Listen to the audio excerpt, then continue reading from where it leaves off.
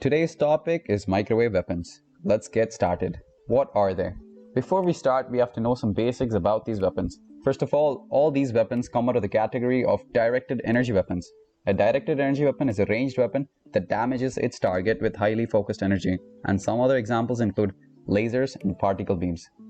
So the microwave weapons makes use of the microwave range, which is commonly defined between 300 MHz to 300 GHz. And some other examples of microwave weapons are active denial system, the Vigilant Eagle, Bofors HPM blackout, and etc. And now the question pops up, why do I need these weapons? Why can't I just use the normal pistol at home? Well, with these weapons you can operate pretty discreetly, in the sense that if you utilize the radiation above or below the visible spectrum, it will be invisible to us and won't generate any sound.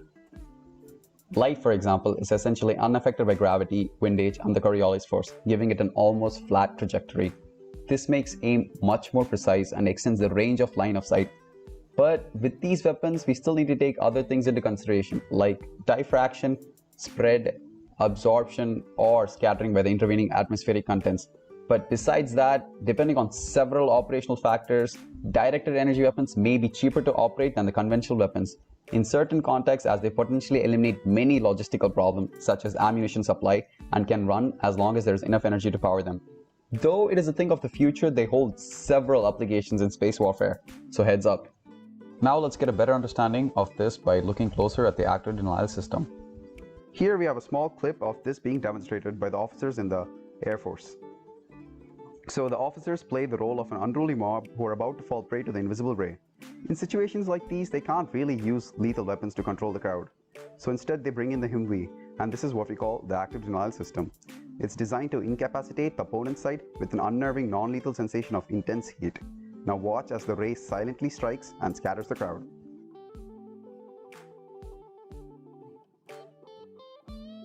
So there you go. So the active denial system is three things. 1. It's safe. 2. It's effective. And 3. It has tremendous range compared to the other non-lethal weapons that today's warfighter has.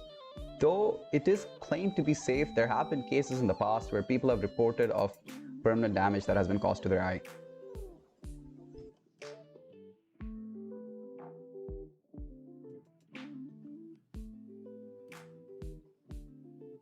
This is the heart of the 100 kilowatt transmitter, where 200 kilowatts of energy is fed in and 100 kilowatts of radio frequency comes out. The millimeter wave energy comes out of an aperture underneath the main reflector. This hits the sub-reflector, which then illuminates the main reflector and sends an antenna-sized beam down the range.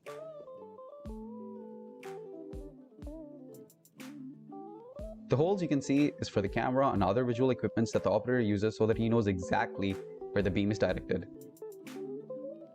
It's operated by a joystick, so the operator looks into the console, sees exactly what the antenna is aimed at, and when there is an individual or a group who needs to be targeted, he aims and puts the cursor on the target and pulls the trigger on the joystick, and then the energy is sent down at the speed of light.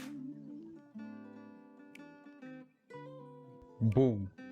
The electromagnetic radiation released by the active denial system is quite similar to that of the microwave and the microwave oven. So the microwave sends down waves which in turn excite the water molecules inside the food, causing them to heat up. So the ADS does something similar. Actually, it does the same thing. It sends down waves which cause the water molecules on the surface of the skin to become excited and heat up. But that's exactly where the similarity ends. The ADS is designed only to heat up the skin and does it carefully by outputting the chosen radio wave frequency of 95 GHz. Though it can penetrate clothing, it generates a much shorter and safer radio wave than used in the microwave ovens. It penetrates about 1/64th of the layers of the skin, and this is about 3 sheets of paper put together. It is essentially affecting the pain nerves on the outer layer of the skin, heating them up and causing an immediate ripple effect. And now we have 3 officers who are about to demonstrate this weapon. Though they do know what's about to happen, they still can't withstand the effects of the active denial system just using their willpower. Let's look at one final example. The Vigilant Eagle. The Vigilant Eagle works by directing electromagnetic radiation, specifically a set of high-frequency microwaves, towards any projectile that is fired at an aircraft which is either taking off or landing. For example, if someone were to launch a shoulder-fired projectile or missile from outside the airport during an aircraft's takeoff, The VE airfield would detect the missile's presence and shoot a microwave beam to deflect it from the airfield. Vigilant Eagle consists of three major components: a missile detecting and tracking subsystem, also known as the MDT, a command and control system, and a scanning array. The MDT is a fixed grid of passive infrared cameras, and the command and control system determines where the launch of the projectile is taking place.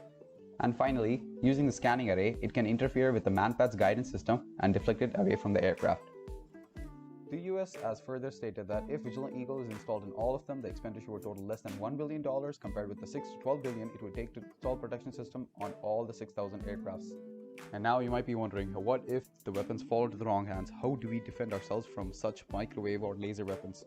Well, no need to worry. Some companies have been working on that.